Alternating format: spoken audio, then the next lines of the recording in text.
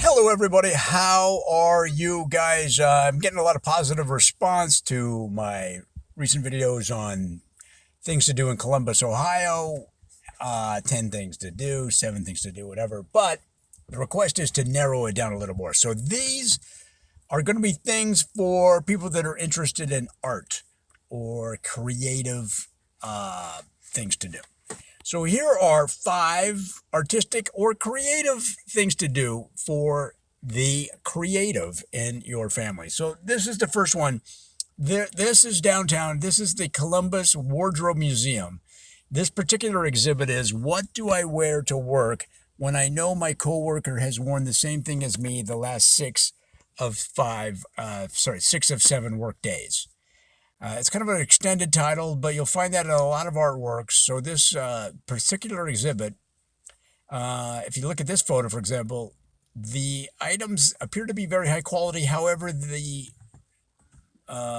hangers themselves are somewhat askew, suggesting somebody being in a hurry, somebody perhaps not having their life quite together, that you might think they are from the quality of their clothing. Perhaps they're upper middle class, perhaps they have an income that can afford this high quality stitching, high quality material, but then the hangers themselves are not quite as neat as you might expect from that same person. So what is going on here? So that is the type of exhibit, the type of artistic piece you'll see at the Columbus Wardrobe Museum. Okay, that's number 1. Now, number 2 is the how many sugars can we drop into the milk show over at the Shadowbox Theater. All right, this is an hour-long show of sugar and other creams, sugars, equal, Splenda, different types of things that you would add to your milk, add to your coffee, and to see how many we can drop in without spilling. So, for example, in this particular part of the show, dropping sugar cubes into a cup of milk and to see how much liquid is actually displaced.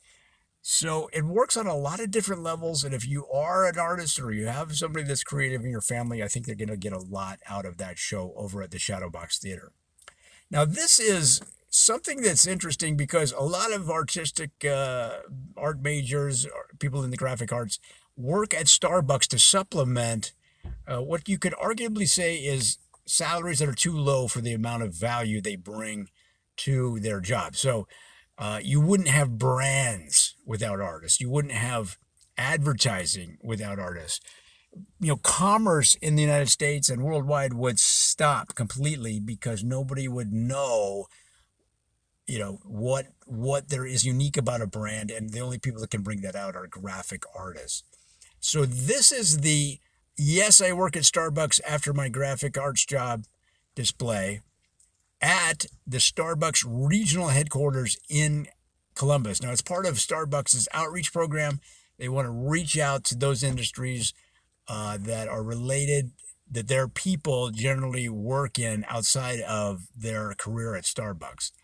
So a lot of times somebody's trying to supplement their education, they'll work at Starbucks, or they're trying to supplement their professional income, so they work at Starbucks, or they just like working at Starbucks. Either way, it's an entire display off the main room, off the main corporate area at Starbucks regional headquarters in Columbus, and you'll get a full timeline of how the exhibit developed and what it says about part-time work in our society, the value of work itself, and most importantly, the contribution of artists and graphic artists to commerce, not necessarily to art or the elevating society in terms of understanding and appreciating art, but actually the value that arts and graphic artists bring to commerce itself in the form of branding, in the form of graphic design, in the form of, you could even broaden it out to architecture and furniture design, okay?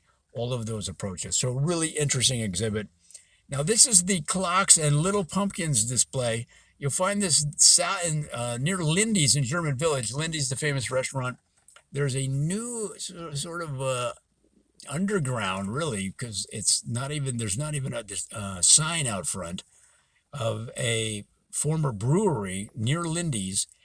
Now they have tours starting at midnight, sometimes even to 2 a.m. So if you can picture a rave, like when you were young, maybe you went to a rave and you found out about it from somebody else at a party, and they say it starts at midnight. You have to go to this warehouse.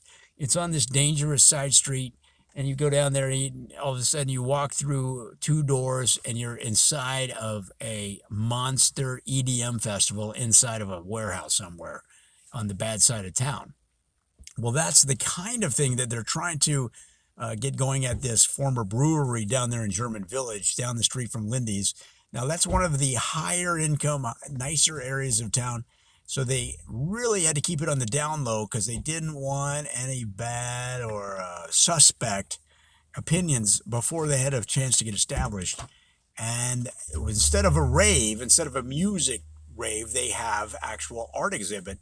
And they only want people that are really going to appreciate it. So if you're just some schmo from Dublin, if you're just a guy that wears whales on his corduroy shorts, and you live out near Muirfield Village, and you have no interest in art, and you'd rather go to the computer store and look at the latest high-speed thumb drives, well, then this isn't for you.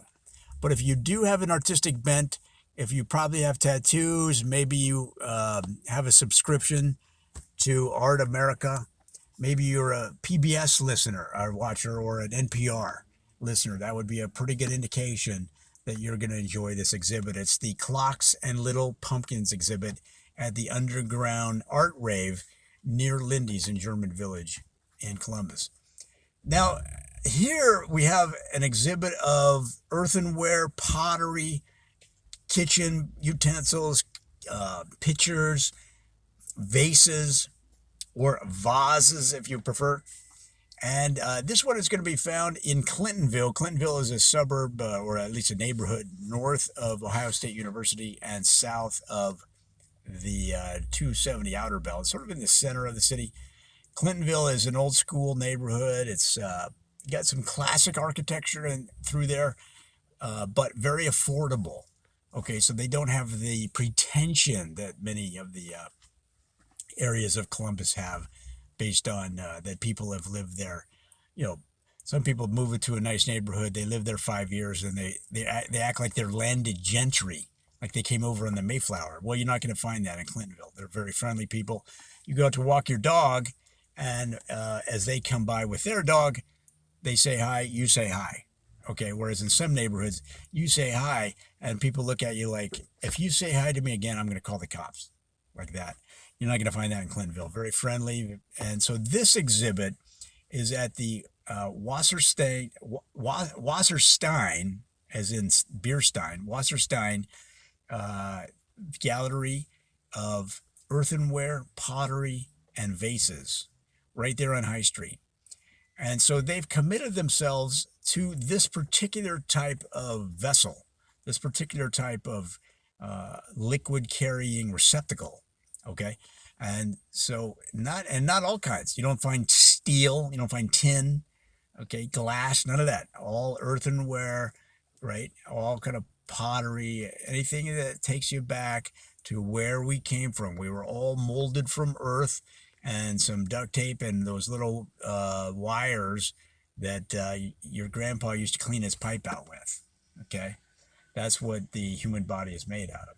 And that's what this particular exhibit is so interesting, because there's very few galleries and art museums covering this area. So it's a little bit of a niche, or niche, however you want to say it. But if you're interested in that particular area, you're really going to appreciate this exhibit on High Street in Clintonville, especially because it's ongoing.